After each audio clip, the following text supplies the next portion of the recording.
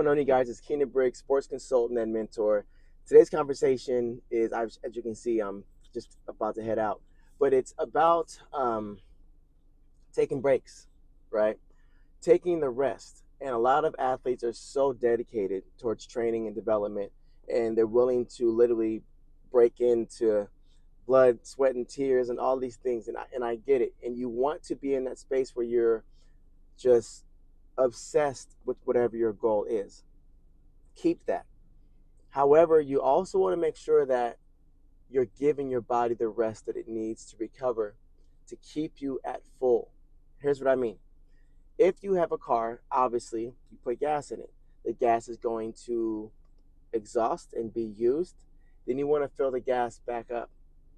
That's part of our rest. Each night, our body needs rest so that we're able to recover and repair ourselves. But back to that car example, you're going to have a situation where, yes, you're using gas, but there's other things that are going to wear and tear in the car. Your engine is going to need more oil. Your tires are going to wear. You're going to have to do that. These are also things that are a part of the maintenance, a part of a car. When it comes into your physical body, there's the rest that you sleep. That's the gas. Then you have the fuel, which will be your food. Then you have your tires, which would just be your physical body, right? Like it just needs to stretch more and all these other things. What I'm getting at with this whole analogy is because you're so gung-ho and because you're so specific on these goals and obsessed with them, you also need to make sure that if you're not going to give yourself rest, you should schedule rest into your training. What I mean by that is, let's say you are like, I'm going to train 7 days a week. I'm going to really focus on my development and get better. That's fine. That's your plan. If that is your plan, then you want to add in Wednesday, let's just say, is an active rest where you're doing core, yoga, maybe stretching. Maybe another day is working on your mentality, meditation, keeping your body and actually mind working together, right?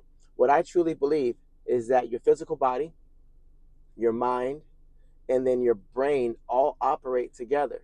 Well, what dictates and leads this process is going to be your mind. Well, where is the mind? There is no physical place.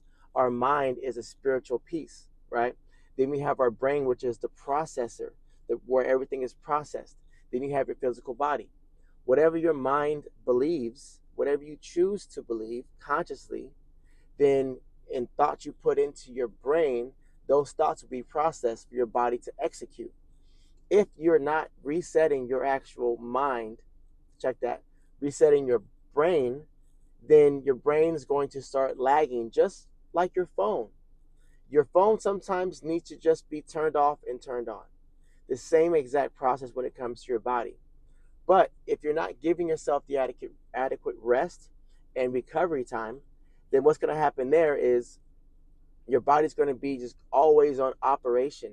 There's always going to be these apps, right? These apps working behind you in the background, which are going to cause a lot of problems.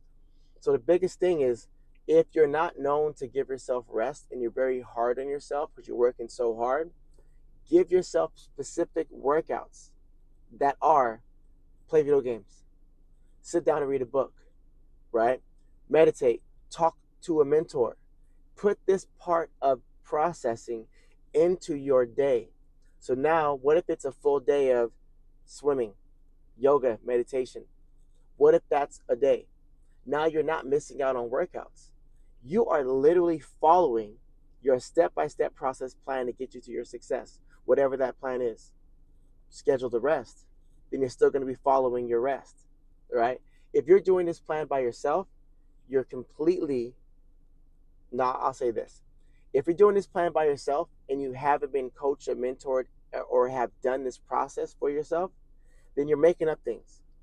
And this makeup process will take a long time, and it will hit or miss because you don't know if it actually works. If you hire myself or another coach, let that coach lead your direction, and you can kind of blame them for your success or failure. Because most of the time, or I hope that you have assessed them and you've seen They're not just putting you through a random process. They're putting you through a process that's proven to get you to the results that you're looking for, because they have athletes that have done the exact same thing. If you're going to or thinking about joining Leap Squad, in person or virtual, just look at the history. Look at last year, the year before that, 5 years ago, 10 years ago. If you're seeing a consistent process of success, then that kind of means that something might be working for you, and it might be an easier process. Don't go out there reinventing the wheel. What I'm saying to you now as a professional, give yourself rest.